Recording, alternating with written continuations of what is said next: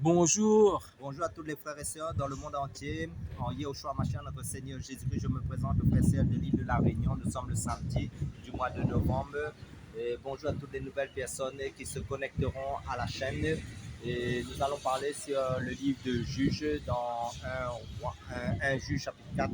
Et avant de commencer ce message, nous plaçons ce moment entre les mains du Seigneur. Père, merci pour ta grâce, merci pour ta bonté. Merci Seigneur pour l'opportunité, le privilège que tu me donnes de partager ta parole pour l'édification de mon frère et de ma sœur en Yeshua Mashiach, notre Seigneur Jésus-Christ. Que toute la gloire te revienne et Père Saint dans le nom puissant du Seigneur Jésus-Christ. Amen. Frère Serge, on va parler un petit peu de Déborah. Hein, c'est une femme juge et aussi prophétesse. Hein, parce qu'en fait, quand cette femme a deux fonctions, juge et prophétesse. Ouais, d'accord. Et quelle est la différence entre prophétesse et juge? Est-ce que tu peux... En fin de compte, c'est un peu comme un magistrat en fin de compte dans notre époque. Ça veut dire que les personnes, quand ils avaient des problèmes entre eux, en fin de compte, ils allaient... Parce que Déborah siégeait sous le palmier de Déborah et quand les personnes avaient des problèmes, des divergences entre eux, en fin de compte, ils apportaient leurs problèmes devant le juge et le juge, en fin de compte, par l'Esprit de Dieu, en fin de compte, faisait en sorte que de régler ces problèmes sous le contrôle du Seigneur. Et la prophétesse, c'est quand le Seigneur mettait des prophéties sur le cœur de la prophétesse et pour communiquer au peuple. En fin de compte, c'est ça qu'il faut comprendre. Et en fin de compte, comme nous sommes dans le livre de Juges chapitre 4, en fin de compte, pour retracer un peu l'histoire qui s'est déroulée en Israël, Israël, en fin de compte, avait désobéi une fois de plus à l'Éternel leur Dieu. Et en fin de compte, Dieu a utilisé le roi de Canaan, Jabin, en fin de compte, pour les punir, en fin de compte. Parce qu'en fin de compte, pendant 20 ans, ils étaient oppressés, ils étaient, attaqués par le roi Jabin. Et c'était Sisera aussi, avec son armée. Ils avaient l'armée de Jabin qui était contrôlée, qui était son chef, qui était Sisera, avait 900 chars en fin de compte, et ces chars en fin de compte faisaient du mal au peuple d'Israël. Et ensuite le peuple d'Israël en fin de compte pleurait, ils criaient à leur Dieu, ils pleuraient de toute cette souffrance-là. Et à un moment donné, la prophétesse Déborah reçoit la prophétie du Seigneur et dit d'appeler Barak, en fin de compte, que Dieu lui donne la victoire sur le peuple de Jabin, sur son armée, et d'aller combattre l'armée de Jabin. Pour rebondir cette histoire, et ça c'est toujours un récit narratif, hein, oui, de l'Ancien Testament, hein, parce que nous aimons aussi les livres de l'Ancien Testament. Hein. Amen. Pour comprendre bien la Nouvelle Alliance, il faut lire aussi l'Ancienne Alliance. Oui, il y a un parallèle avec la Nouvelle Alliance. Parce qu'en fait, cette histoire, c'est un beau d'histoire, hein, parce qu'en fait, 900 chars de fer, hein, 900 de fer à l'époque, c'est la technologie, hein. Oui. Parce qu'en fait, quand 900 chars de fer, sur ce char-là, en fait, quand il y avait un cavalier, avec des archers au-dessus. Hein? Amen. Parce qu'en fait, compte, le peuple d'Israël serait incapable de combattre cette armée qui est Jabin. Hein? Parce que c'est un jugement de Dieu aussi que Dieu a suscité.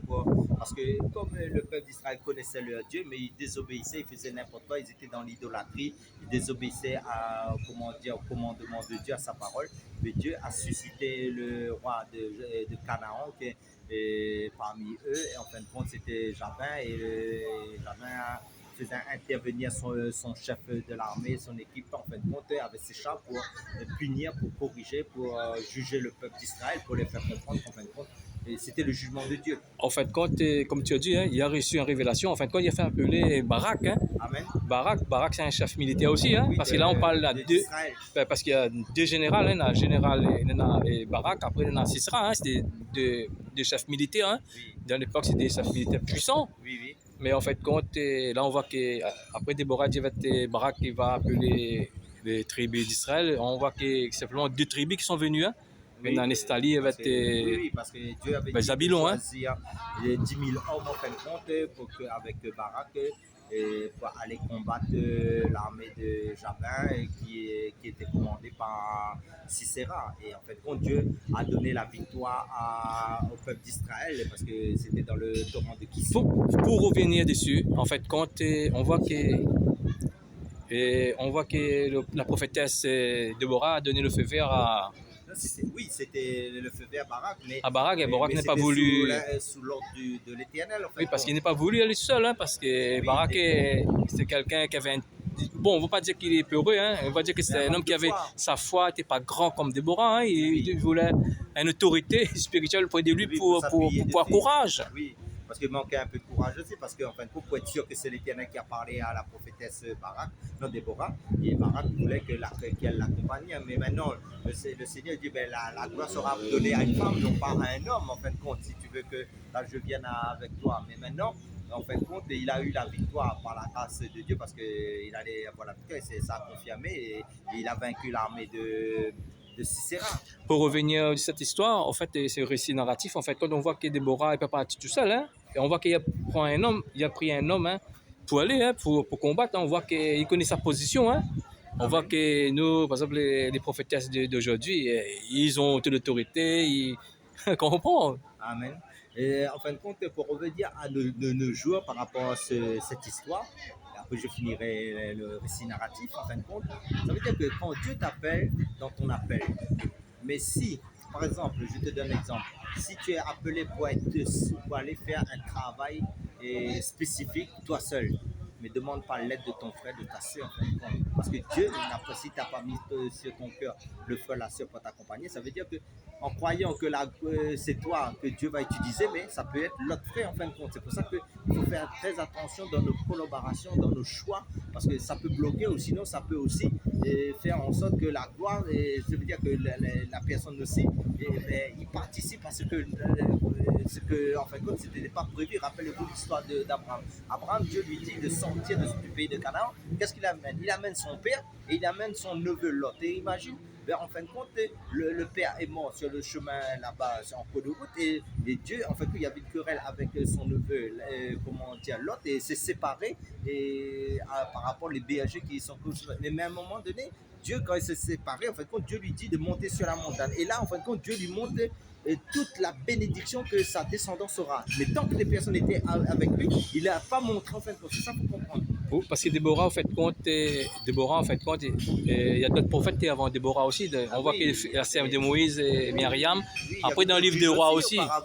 Après, il y avait Myriam aussi, hein, c'est de Moïse. Après, aussi dans le livre de Rois, il y avait aussi des. Oui, après, par la suite, il y avait Nathan, il y avait. Ah, j'ai pas les prophétesses, voilà, j'ai pas le prophétesse. Ah, les prophétesses avait Myriam. Après, dans le livre de Juges, dans le livre aussi des rois, hein, je me souviens plus le nom de cette femme. Il y avait d'autres personnes, ça veut dire que des servants du Seigneur, il y a eu dans la Bible, ça, il n'y a pas. Après la Nouvelle Alliance, on voit que sur la Nouvelle Alliance, on voit qu'il y avait Anne aussi. Oui. Après, il avait aussi les filles de Philippe aussi. C'est l'Ancienne Alliance, ça. Non, ça c'est l'Ancienne Alliance. Mais Anne a vécu sous. Oui, ça c'est la Nouvelle Alliance. Hein. Je parle plutôt les prophétesses dans les Écritures. Hein. Oui. On voit que nous avons dit qu'il y avait Déborah. Après, il y avait aussi Anne de la Nouvelle Alliance. Après, il y avait des filles de Philippe aussi. Oui. Après, acte 1, 8, après le venu du Saint-Esprit, la Nouvelle Alliance, je n'ai pas vu du tout aucun prophétesse. Qu'est-ce que tu penses, mon frère? En fin de compte, là, je vais rectifier quelque chose. En fin de compte, en Christ, nous sommes tous des potentiels prophètes. Pourquoi? Parce qu'en Christ, nous avons l'esprit sacrificature, l'esprit royal et l'esprit de... Parce que dans Jean chapitre 14, il nous est dit, en fin de compte, nous devons être riches en paroles de la prophétie. Ça veut dire quoi? La Bible, c'est un livre prophétique. Ça veut dire que, par exemple, je donne un exemple, quand une sœur vient vers toi, elle est en train d'évangéliser. Elle dit comme ça, car Dieu a tant aimé le monde qu'il a donné son Fils unique afin que quiconque croit en Jésus-Christ ne périsse pas, mais qu'il ait en enfer. Quand elle évangélise, là, elle va en tant que prophétesse, en fin de compte, sur le terrain de l'évangélisation. Pourquoi?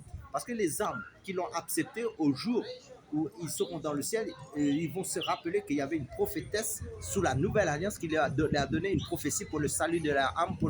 Parce que quand il faut rentrer dans le ciel, c'est parce que la prophétie, c'est à cause de cette prophétie-là qui a été donnée. Là, les chrétiens doivent comprendre qu'ils sont tous des prophètes. Je ne parle pas en tant qu'enseignant, là, je parle en tant que des prophéties qui sont déjà réalisées dans la Bible, mais ceux qui ne sont pas encore réalisés. Ça veut dire que quand tu vas, par exemple, je donne un exemple, une sœur, elle a cette Christ, nouveau converti, elle va dans la rue, il y a des jeunes devant l'école, elle arrive, elle parle du Seigneur aux jeunes. mais ces personnes n'ont pas encore donné leur vie au Seigneur Jésus-Christ. Mais ceux, par exemple, qui vont accepter, gloire à Dieu. Donc, elle a prophétisé dans la vie de ces personnes. Elle était un canal de bénédiction en tant que prophète pour ces personnes, prophétesse pour ces personnes-là. Mais les personnes qui n'ont pas accepté Jésus-Christ quand elle a évangélisé, mais cette parole va revenir devant eux parce que nous serons jugés avec la parole de Dieu. Mais cette parole va dire, Dieu va dire, à un tel moment, j'ai envoyé un serviteur, une servante qui a prophétisé ma parole sur ta vie en vue de ton salut éternel. Ça veut dire que avant que tu viennes là, il y avait des personnes qui étaient sauvées en Christ, mais qui ont fait le travail. Ça veut dire quoi? Par exemple, je donne un exemple. Quand nous prions, exemple, nous sommes des prophètes en fin de compte dans la prophétie. Je veux un exemple. Par exemple, quand tu dis, Seigneur, sors ma famille n'est pas encore gagnée à Christ. Mais tu donnes cette prophétie, dis, Seigneur, tu as dit dans ta parole, moi et toi et toute ta famille sera sauvée. Mais maintenant, si toi tu persévères, tu persistes dans cette prière en donnant la parole prophétique sur ta famille, ben, en fait, quand tu mets Dieu en confrontation avec sa parole quand tu es en train de prier. Donc, dans la prière, tu es prophétique aussi. Ça veut dire, dans la prière, tu es adorateur, c'est ça qu'il faut comprendre. Dans la prière, tu es intercesseur, tu amènes les requêtes de prière devant le Seigneur pour les problèmes des gens. Mais dans la prière, tu es prophète aussi quand tu donnes des paroles prophétiques pour le pays. J'ai rebondi aussi dessus. En fait, quand peut-être mon frère n'a pas vu comme moi aussi. En fait, après, il y a ces révélations. Moi aussi, j'ai mes révélations aussi. En fait, il y a des types de prophètes, il y a des types de. Et après, il y a aussi des prophétesses. En fait, quand on a des prophètes et des prophétesses, c'est l'église locale. Oui. Après, il y a des prophètes. Il fallait aussi des ministères, c'est différent. Hein, parce oui, que mais les ministères, c'est l'enseignant. L'enseignant. Parce que là, peut-être tu ne m'as pas compris. En fait, quand les prophétesses est mandaté, disons que ça, enseignant, je n'ai pas vu sur la Nouvelle Alliance. Et, parce que nous sommes tous des prophétesses. Dans la Nouvelle Alliance, non. Parce que c'est ça, peut-être tu ne m'as pas compris. C'est que sous la Nouvelle Alliance, en règle générale, Dieu donne aux hommes l'enseignement. Voilà. Parce que regarde bien, dans le nouveau, quand Jésus a choisi les 12 disciples, en fin de compte, la plupart, c'était des enseignants, en fin de compte. Parce que c'est des ministères d'enseignants. Aux hommes, c'est réservé. Parce qu'une femme ne doit pas se tenir devant la chair, devant l'homme. Parce que le Seigneur dit comme ça, qu'en fin de compte, à la femme, il ne faut pas dominer sur l'homme. Donc, en règle générale, c'est les hommes qui ont le ministère et comment dire de prophète. Juste pour te poser la question, mais parce maintenant, que souvent, juste mon frère pour rebondir, hein, parce que souvent on rencontre des femmes hein, qui me disent que Déborah c'est une prophétesse. Moi aussi je suis prophétesse. Hey, qu'est-ce que tu peux dire à ces femmes-là? Parce que souvent ils utilisent Déborah en fait. Des juges aussi, hein. Oui, parce qu'ils utilisent souvent Déborah, hein, ça c'est l'ancienne alliance, hein, ils utilisent souvent Déborah. En fait, qu'est-ce que tu peux dire à ces femmes-là? Parce qu'il va dire que je suis prophétesse. Mais, non, parce qu'en fin de compte, dans la Nouvelle Alliance, parce que la parole de Dieu dans Timothée nous dit, parce que l'apôtre Paul donne cette recommandation que l'homme ne doit pas être au-dessus, non, la femme ne doit pas être au-dessus de l'homme. Parce que imaginez-vous. Timothée 2:12. Hein? Oui, parce qu'à des fois, il y a la séduction aussi, que l'ennemi aussi peut travailler avec la femme. Et la femme, en fin de compte, ce qu'il faut comprendre aussi, la femme a été créée pour être, comment dire, pour avoir des enfants et pour gérer sa maison. Donc, la femme, c'est pas comme l'homme. L'homme, en fin de compte, la femme doit gérer la famille, en fin de compte. C'est ça, il faut comprendre. Et c'est pas pareil. Ça veut dire que c'est une grande charge, en fin de compte. Ça veut dire que la charge d'un ministère, en fin de compte, c'est réservé en règle générale aux hommes. Sinon, avec Jésus, il y aurait des femmes qui étaient, mais les femmes le servaient, le soutenaient dans les besoins matériels. Ça, parce que quand il dit les femmes et les hommes qui sont deux ministères, du ministère des femmes, il n'y a pas, tu as dit, hein, ministère, parce que ça c'est pour les hommes. Après, il y a pour l'église, l'église locale. En fait, quand pour revient, parce qu'en fait, quand on prophétise, parce que c'est un grâce, hein, parce que prophétiser, c'est un grâce aussi. Hein. Oui, en fin de compte, ce qu'il faut comprendre, en fin de compte, je vais vous donner une autre révélation. Quand Dieu voit que les hommes, en fait, il faut comprendre l'ancienne alliance. Et là, c'est une prophétie profonde que je vais donner, qui me vient.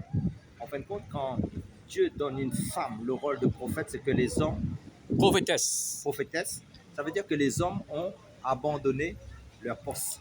Et quand tu vois dans un pays que Dieu donne à un enfant ou une femme en tant que serviteur, c'est pourquoi je vais vous donner une autre révélation. En fin de compte, Israël, les hommes étaient devenus des hommes laids. C'est pour ça que, regarde, Barak, il reçoit la prophétie. Au lieu d'être un homme, qu'est-ce qu'il fait? Il veut qu'une femme le suive. C'est comme de nos jours. Ça veut dire que quand Satan, en fait, ce qu'il faut comprendre, quand tu sors du chemin, quand un pays sort du chemin Regarde Israël, il fait, comment dire ça, il sort de la parole de Dieu, il désobéit à la parole de Dieu. Dieu, qu'est-ce qu'il fait? Soit utilise un enfant, soit utilise une femme. Parce que l'homme, son rôle, c'était de servir. Regarde comment Satan travaille aussi dans le jardin d'Éden. Il passe par la femme pour séduire l'homme. L'homme tombe et la femme prend la tête. Ça veut dire que c'est grave à ce moment-là. Tu verras quand une femme ou un enfant, et regarde même dans le pays d'Israël, à chaque fois c'est comme ça. Chaque fois un pays ou une nation a connu Dieu et que les hommes font n'importe quoi, Dieu, qu'est-ce qu'il fait? Il peut prendre même un animal. Pour rebondir sur C'est grave, hein? Ah oui, parce que pour rebondir sur ce verset-là, hein, dans ce livre de Juges, en fin de compte, là, en fin de compte, Déborah dit va être pas Sisera, va être voilà, Barak. L'Éternel va livrer Sisera, le 900 chars de feu. Il va livrer l'ennemi de ta main. Hein. En fait, il avait peur. Amen. Il avait la crainte. Puis, ça, c'est un homme qui avait une petite foi. Mais seulement, il n'était pas un homme peureux, hein, parce que sinon, dans le livre d'Hébreu, on n'est pas vanté cet homme, hein, parce que dans le livre d'Hébreu, il parle qu'il était un héros, hein, un héros de la foi. Hein. Mais maintenant, il avait des failles. Oui. En fin de compte, ce qu'il faut comprendre avec le Seigneur va toujours choisir des hommes. Mais quand les hommes deviennent des omelettes, ça veut dire que les hommes sont des lâches, ou des hommes sont des personnes qui ont manque de foi. Mais Dieu utilise soit la femme, soit les enfants. Parce qu'on voit que l'Éternel, en fin de compte... C'est comme ça. Vous allez voir, quand vous méditez la parole, quand les hommes font n'importe quoi dans l'œuvre, et c'est grave en fait. Logiquement, c'était pas la femme ni l'enfant, ni un enfant de servir en tant que serviteur de Dieu, mais c'est l'homme. Parce que Déborah a dit vers tes Barak aussi, elle dit si je viens vers toi, oui, et la gloire ne sera pas pour toi, sera pour une femme. Hein. Ça, parce que l'homme, Dieu voulait restaurer l'homme à ce moment-là, à travers de cette prophétie-là, et ramener l'homme pour prendre. Tu vois, c'est comme dans une famille. Dieu a donné l'homme pour être le chef de la famille. Et des fois, c'est la femme qui porte le pantalon. Dans le jour, en tant que chrétien aussi, là, je parle en tant que chrétien, qui sont dans le désordre, qui dit être de Dieu, ou sinon, c'est les enfants qui sont devenus des rois dans la famille. Les enfants sont devenus capricieux et ils font ce qu'ils veulent dans la famille. Ça veut dire que c'est pour ça que le Seigneur dit à la fin des temps, la méchanceté va aller croissant. Il y aura le désordre, il y aura l'amour des choses du monde. Et même maintenant, quand Dieu n'est plus dans un endroit, ça veut dire les choses sont plus à sa place. Donc, dans le pays d'Israël, au lieu que l'homme soit au service, c'est l'homme qui gère le pays. Mais en fin de compte, comme l'homme ne faisait pas ce que Dieu lui demandait, et là, ça prouve aussi que Barak, lui, il manquait de foi, alors qu'il devrait être un homme. Un homme doit avoir un caractère guerrier, un caractère ferme. Mais il n'était pas ferme. En plus que ça, en fin de compte, on voit que c'est l'Éternel même qui a terrassé cette armée terrible, hein, cette armée puissante. Hein. Oui. Et maintenant deux routes, on voit, mais maintenant, je continue le récit narratif. Hein. Regarde. Logiquement, c'était Barak qui devrait tuer, Sisera, le chef de l'armée de Jabin, qui était le chef de l'armée de Canaan. Qu'est-ce qu'il fait? Il se sauve. Il rentre dans une maison de la femme du Kenyan qui est Jaël. Parle-moi Sisera, ce qu'il fuit. Hein? Oui, il fuit. Ouais, mais au lieu de pourchasser, de tuer la personne, ben, il laisse s'enfuir. Mais maintenant, qu'est-ce qu'il fait? Sisera, il rentre dans la maison de la femme de le Kenyan. Et maintenant, ça s'appelait Jaël, mais la femme l'accueille et en fin de compte, lui piège et lui dit bon, je vais te donner du lait, tout ça là. Mais maintenant, la femme. Parce qu'au départ, demandé, ça donne-moi de l'eau, hein. Donne-moi de l'eau, on voit que cette femme a donné du lait. C'est ça. Après, on voit que cet homme a dit comme ça, veille à l'entrée. Si quelqu'un me cherche et dit que je ne suis pas là, on voit qu'il a utilisé la mensongerie aussi. Hein? Oui. C'est le diable, hein? On voit que c'est un fils du diable aussi. Là, la femme a pris un pieu, l'a enterré dans son temple, dans sa tombe. C'est la femme qui a remporté la victoire. En fait, c'est une femme nomade. C'est une femme nomade, hein, parce que en fait, cette femme a piégé aussi. Cet homme, parce qu'il connaissait son mari aussi, c'est un ami du roi Jabin. Et après, ensuite, le pays d'Israël, pendant un temps, il a gagné la paix. Mais à chaque fois, vous verrez, chaque fois, le peuple d'Israël tombait dans l'apostasie, dans l'abandon de la foi, en fin de compte, comme de nos jours. Ça veut dire l'Église a bien commencé dans la gloire, il faut que tous sont rentrés. Mais maintenant, des fois, tu rencontres des chrétiens qui sont possédés, les chrétiens qui sont dans le péché comme pas possible. Pourquoi? Parce qu'en fin de compte, ils ont abandonné leur Dieu, ils vivent dans le désordre. Mais maintenant, en fin de compte, des fois, c'est des enfants qui dominent dans la famille, c'est les enfants qui sont des rois, c'est les femmes qui dominent dans leur famille, c'est des Jézabel en fin de compte. Pour revenir à cette histoire, pour les gens bien comprendre cette histoire, en fin de compte, on voit que quand l'Éternel a terrassé cette armée, on voit que Sisera a pris la fuite. Hein. On voit que C'est ça. aussi cet homme a poursuivi l'autre général. Parce qu'en fait, quand c'est deux généraux qui s'est confondu ensemble, hein, des combats ensemble. Mais la Non, victoire ouais. était pour le peuple d'Israël, mais c'était des généraux qui se sont fait la guerre, mais Dieu avait déjà prévu la victoire pour le peuple d'Israël. Mais ensuite, en fin de compte, le roi, comment dire, ce chef d'armée a été tué, et le peuple comment le roi Jabin a été aussi vaincu son armée avec, comment dire ça, par le peuple d'Israël. Parce qu'on voit qu'en fin de compte, Barak n'a pas pu faire rien, parce qu'en fin de compte, c'est l'Éternel qui a fait tout. Hein. Il avait peur.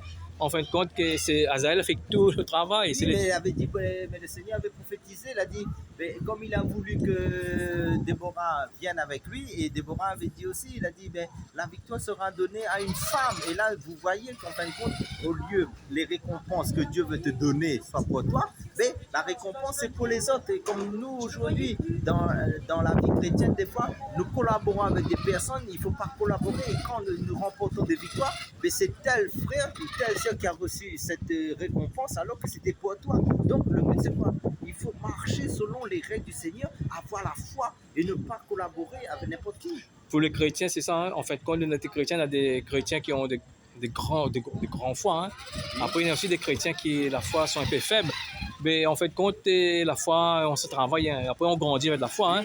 Parce qu'après, il faut peut demander aussi Dieu qui nous donne la foi un peu plus grande aussi, une grande foi. Hein. Je donne un exemple. L'église, logiquement, c'est un corps.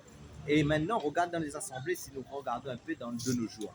Il y a une minorité de personnes qui sont acteurs dans l'œuvre du Seigneur, qui prêchent. Il y a des groupes de louanges, des groupes de prière, des groupes de délivrance, des groupes des prédicateurs. Mais la plupart des chrétiens sont assis dans le banc pendant 10 ans, 20 ans, 30 ans. Ça veut dire que leurs dons sont étouffés, leurs dons sont endormis dans l'assemblée. Alors qu'ils donnent la victoire seulement au pasteur devant. Ça veut dire qu'il y a un seul homme c'est comme si c'est Jésus-Christ qui est devant, qui est acteur devant à travers cet homme. Alors que les dons sont répartis dans l'église à travers de chaque frère et sœur qui vraiment sont nés de nouveau, qui ont reçu l'esprit. C'est pour ça qu'en fin de compte, quand nous sommes dans des bâtiments, que beaucoup de personnes sont regroupées, mais en fin de compte, il n'y a qu'un groupe qui travaille alors que nous sommes tous acteurs dans le corps du Christ. Parce que Matthieu 9, verset 29, il dit comme ça, qu'il vous soit fait selon votre foi. Hein?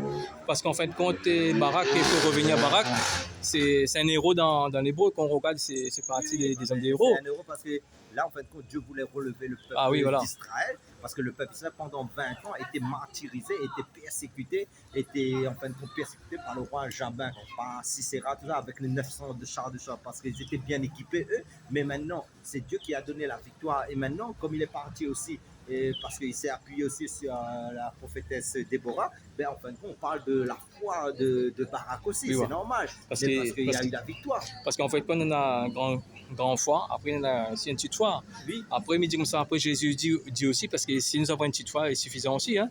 Oui. Nous avons un peu déplacé aussi, oui. Oui. Vaut mieux une petite foi qu'on n'a pas rien, après oui, il va grandir. Parce qu'en fin de compte, si on a une foi comme un grain de sénévé, on va déplacer les montagnes. Mais maintenant, il fallait toujours ce que Dieu te dit dans sa parole. Oui, c'est ça la foi. La foi d'aller selon la conviction que tu as reçu la parole de Dieu, ce qui est écrit dans sa vérité. Frère, c'est le fin mot de l'histoire, c'est ce que je dis en fin de compte de ce message. Je dis aux frères de demeurer dans la foi, de faire ce que Dieu vous a mis sur le cœur de faire et de persévérer. Vous aurez des vies d'aller de victoire en victoire, de gloire en gloire, de progrès en progrès, de croissance spirituelle jusqu'à la fin de votre vie sur cette terre et de ne pas stagner, d'avancer. Amen, alléluia. Soyez tous bénis.